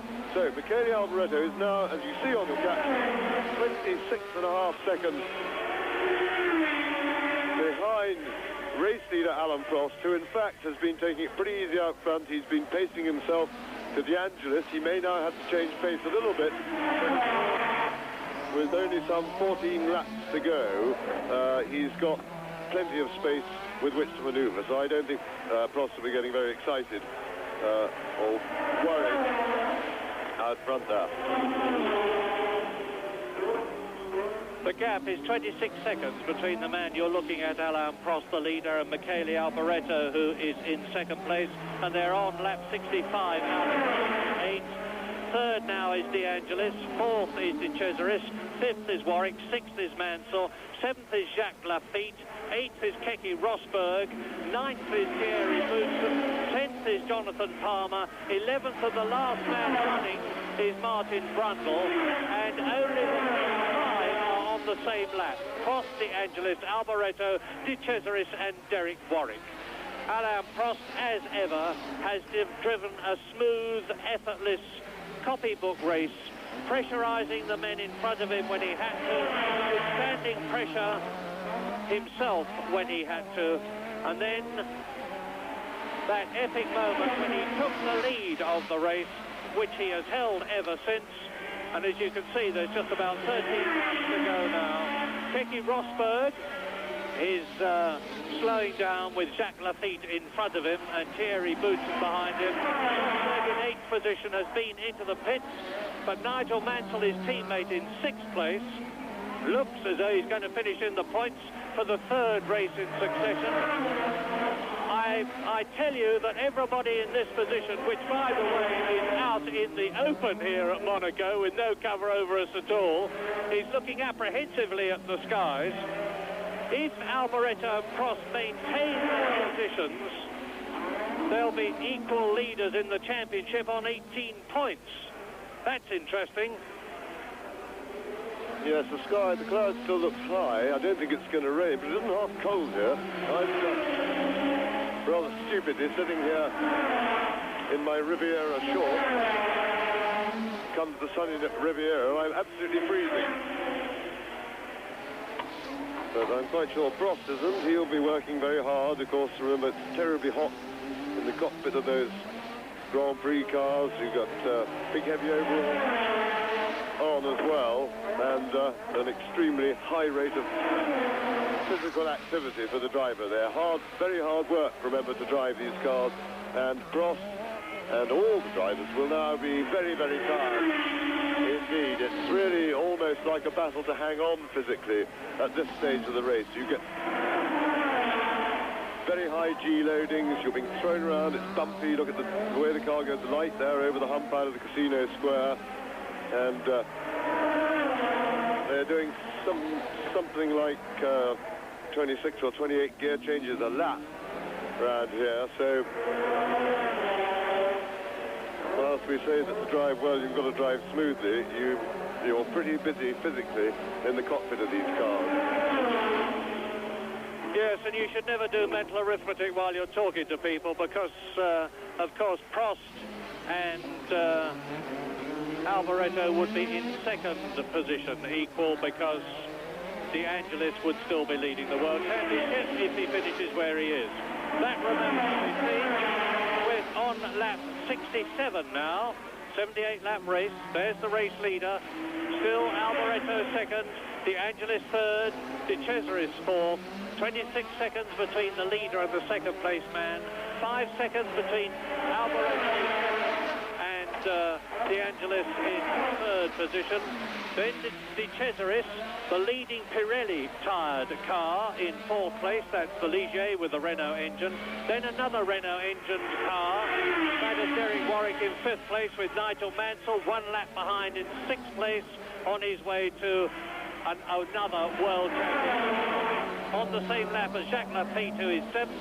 Keke Rosberg, who is in eighth position. Thierry Boutsen is ninth, 2 laps behind the race leader. 10th is Palmer, 11th is Brundle, only 11 men still driving. Yes, and as you mentioned just now, De Cesaris is performance running in a nice steady fourth place. His performance on Pirelli tyres is certainly their best performance to date in a Grand Prix, and very encouraging really for Grand Prix racing in general, because we need 2 tyre companies involved. Pirelli have been improving, but this is certainly their most competitive performance yet, although one shouldn't maybe get too excited about that, because this is a peculiar circuit, and tyres that work here may not necessarily be any good anywhere else. So, but I think we all hope that Pirelli will get fully competitive as soon as possible, because that will be good for the sport. Just look at the way Michele Alboreto is throwing that V6 Ferrari about with some 750 horsepower under his foot. They're doing about 175 miles an hour when they come out of the tunnel, and nearly 170 miles an hour as they go up the hill. A quite incredible performance, and the gap between Prost and Alboreto is still 26 seconds, just under, so that shows you how quickly Prost is going. He's got his race rhythm, he's not easing up. He's coming up now to Derek Warwick to lap him, and Warwick is in 5th place, 1 minute and 24 seconds behind Alain Prost. And that's just about right, because the fastest lap that we've had so far is Michele Alboreto at just over 1 minute 23 seconds. There is definitely light rain now. The papers on the bench in front of me are starting to get spotted with rain. It's not yet going to affect the surface, of course, the track, and it will affect Prost just as much as it'll affect Alboreto and all the rest of them. Now, is Derek Warwick going to move over? There's the blue flag to tell the Englishman in the Renault that there is somebody behind him and he should move over and let him through. Well, this must be a deja vu nightmare for Alan Prost. Out there with a comfortable lead, should he push hard? Now, although there certainly isn't enough rain as yet to have made the track wet or in any way slippery, but Prost will probably have seen the spots of rain on his visor, and then you're in that terrible dilemma where you're not quite sure how wet the track's going to be at each succeeding corner as they arrive. And so you tiptoe a little bit and then kick yourself afterwards when the track turned out dry. But Prost will be aware of the spots of rain, and he will remember that disaster some 3 or 4 years ago when he was leading the race with only a few laps to go in the Renault and got on to let it all get away from him coming out of the chicane, which is where he's headed for right now. Yes, and Alain Prost, who had a magnificent victory just beating Ayrton Senna last year in the torrential rain conditions, is now on his 70th lap in this 78-lap race, with Michele Alboreto in second position, with Elio De Angelis in that third place, ahead of fourth man Andrea De Cesaris in fifth position, Derek Warwick in sixth position, Nigel Mansell. Derek Warwick has been lapped by the race leader, so only the first 4 are on the same lap. Jonathan Palmer, having spun at Saint-Devote, holding up Michele Alboreto, who is then in the lead with Alain Prost just behind him. And Jonathan Palmer got going again and is on his way to completing his first Grand Prix in the German Zack-Speed car, with its 4-cylinder engine, going very slow indeed compared with Prost, who passes on the outside, going into the Mirabeau, then down to Lowe's station hairpin in first gear, rolls it round. Just a burst of acceleration up into second gear for the Portier, through into the tunnel. Michele Alboreto goes through, still in second position, of course, with Elio De Angelis in third position. There was definitely, we've noticed a puff of smoke from Alain Prost's exhaust as he's changed down for Saint-Devote. That doesn't mean to say that there's necessarily anything wrong seriously with the car, but it is not meant to do that. So keep an eye open on the rear. You saw it again as he goes into the swimming pool. Now the gap has been maintained consistently at 26 seconds between race leader Alain Prost, who's coming through to complete his 71st lap, and Michele Alboreto. There he is in second position. Prost completes the lap. 26 seconds was the gap. Here is Alboreto. There goes Prost up the climb to the Hotel de Paris. Now it is definitely starting to rain lightly. Nothing like the heavy pouring rain that we had last year. Prost on the descent, and the gap now is 22 seconds. Yes, so Prost's memory is certainly working for him. He saw the spots of rain on his visor. That's how he would have known it was raining. And look at that smoke. It's getting quite smoky out of the back of the McLaren. But I suspect the decrease in the gap was much more Prost being very circumspect in case he came on a bit of a damp patch somewhere. But that looks like oil burning to a much greater extent than it should. Now, they carry a very, very large quantity of oil, so if it's just burning a bit of extra oil, that shouldn't be a problem for the McLaren. But smoke out of the back like that, as Murray says, is never a healthy sign. John Barnard, the car's designer, and the race and Joe Ramirez, and of course Ron Dennis, all the top McLaren men will be watching the car very carefully. Just remember what that gap was on the it was 26 seconds on the lap before last. Last lap it was 22 seconds. There is Alboreto. Prost has gone through to complete his 71st first lap in this 17-lap race. He's only got to pace himself at this speed, definitely to win it. Watch that smoky exhaust. Alboreto is coming out of La Rascasse. The seconds are ticking away. Prost is on his way down, and the gap now is 20 seconds. And Elio De Angelis has got Jacques Lafitte behind him. Elio De Angelis, who is in third position, and Michele Alboreto is catching Prost, but not fast enough for victory, even if he gets on the rear of the Ferrari, because then he's got to get past. The race order is Prost, Alboreto, De Angelis. De Cesaris is fourth, Warwick is fifth, Mansell is sixth. Yes, and Jacques Lafitte goes fast. Now, to explain what's going on there, he's only unlapping himself from De Angelis, and De Angelis has slowed up because he's got a plentiful cushion over fourth place man, De Cesaris.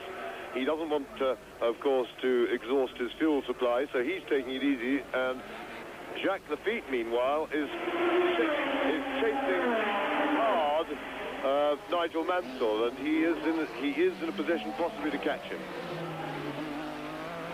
Stopwatch time again, the end of lap 73. The race leader, Alain Prost.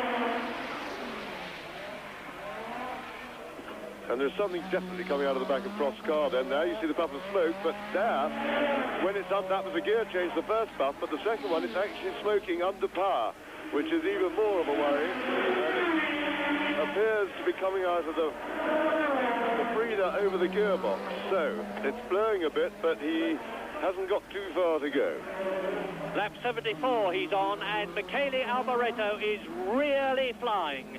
He's significantly closing the gap between himself and smoky Alain Prost's McLaren. Into the tunnel on lap 74 goes McLaren. Michele Alboreto has got two tail-enders in front of him that he's got to get past. They will make it easy for him because they'll see in his mirrors that he's closing. And you might have seen the oil flags, the red and yellow stripe flags out in the tunnel to denote that there's oil or something else slippery on the track, and I suspect that that might be Prost's own oil that he was being warned about then as he went through, because it seems to be weeping a bit. Now here he is completing his 54th lap. Yes, and he had a bit of a slide then through Rascasse. He caught it well, but that may just be oil coming out of the car into his rear tyres. Yes, you saw it then. He's definitely in trouble. Alain Prost on his 75th lap as he goes up to the Hotel de Paris. I'll just give you the gap with Michele Alboreto coming out of La Rascasse towards us. It is now 15, 16. Over the line goes Alboreto, taking Martin Brundle, and it's 18 seconds. It's going to get pretty tricky for Prost. If his car is blowing oil onto the rear tyres, believe you me, they get pretty nasty to drive when they got oil on their rear tyres. And we saw quite a slide then, but the gap is adequate at the moment. The rate at which Prost is losing ground, as it were, to Alboreto is adequate for him to come across the line ahead. Yes, lap 75, Prost leading, Alboreto gaining second. De Angelis still in third and will lead the World Championship at the end of this race if he finishes there. De Cesaris is fourth, Warwick is fifth and has been lapped. Mansell is sixth, Lafitte is seventh, Rosberg is eighth, Boutsen is ninth, Palmer is 10th, Brundle is 11th, and the last man still running in the non-turbo Tyrrell as down to La Rascasse in the closing stages of lap 75. And Michele Alboreto going through and getting Warwick to lap him, and Warwick is in fifth position. And Prost is approaching me now. Prost goes past me now, and Michele Alboreto is coming out of the swimming pool complex of corners into La Rascasse, and I think it's going to be another 2 seconds gain, but as James has just said, that is not nearly enough in the 3 laps to the left, including the one that they are on now. And you can see, by the way, that the tyres are definitely getting wet. In fact, Prost has extended his lead. It is now 21 seconds.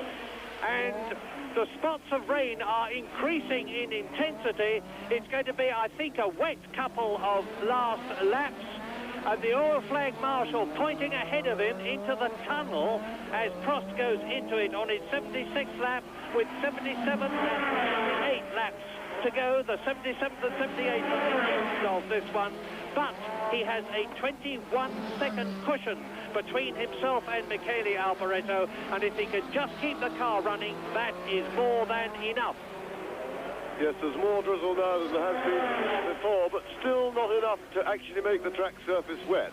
It just needs a little bit more to liven it up that way, and of course that would be a big problem for Prost if he's got oily rear tyres, because a bit of water mixed in with that lot makes things makes it really a major handful. However, Prost looks pretty steady, pretty collected.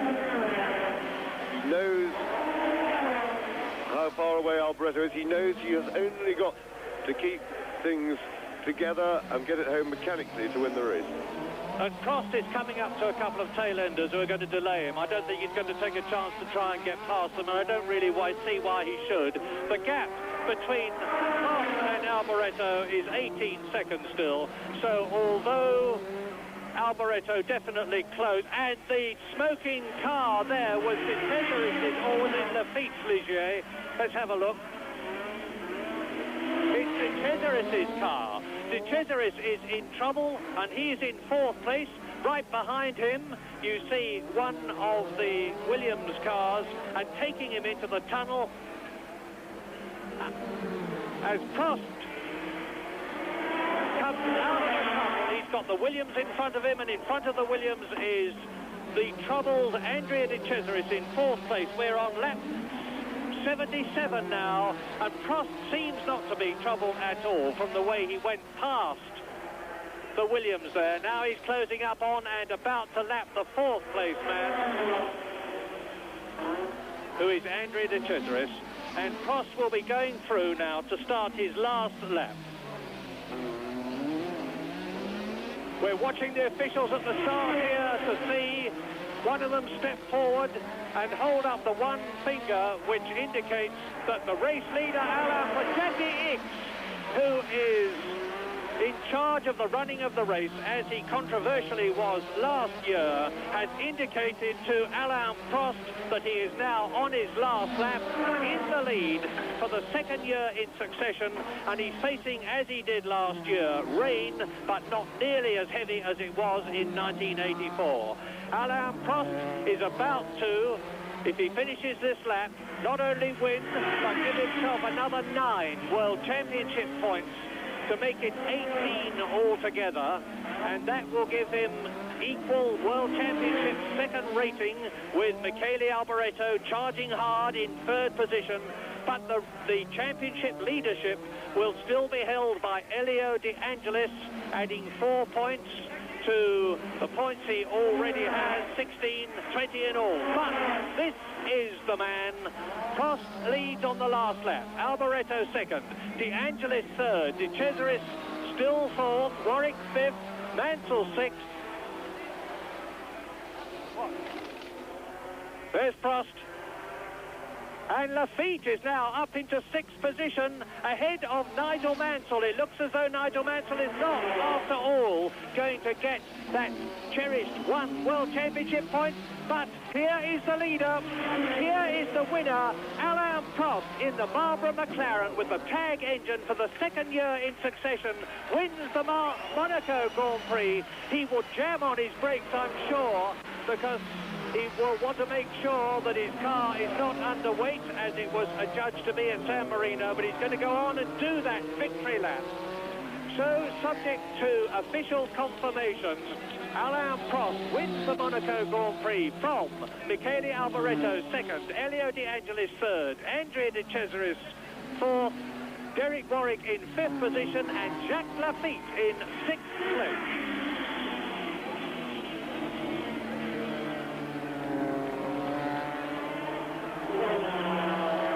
So Prost's second win of the season. Of course, it would have been his third, but for being disqualified after that San Marino Grand Prix a couple of weeks ago when the car was underweight. Let's confirm the positions for you. Prost gets 9 points today. Alboreto 6, De Angelis 4, De Cesaris 3, Warwick 2, and Jacques Lafitte 1. We'll confirm what that means as far as the Drivers' Championship table. ただアルボレート、そしてアラン・プロストが18ポイント、2ポイント差で迫っています。このレースアイルトン・セナはノーポイント、ランキング5位、9ポイントとなっています。そしてコンストラクターズチャンピオンシップですけれども、ロータスが29ポイントでトップ、フェラーリ22ポイント、マクラーレン21ポイント。この3チームというのは小倉さん分かりますけれども、接戦の予感がする第4戦ですよね。そうですね、改めて85年のモナコ、最終的にはアラン・プロストが制したわけですが、振り返っていかがでしょうか。やはりプロストのその、強さ、堅実な勝ち方、これが本当に見て取れましたね。そしてやはりアルボレート、タイヤがパンクして2位になりましたけど、やっぱりドライバーの評価に厳しいエンツォ・フェラーリが見込んで選んだ男、その速さ、鋭さが見えましたよね。もうこの年のミケーラは本当に輝いてましたね。さあ、コ・レーニエ対抗からトロフィーを受け取ってアラン・プロスト、フランス国歌です。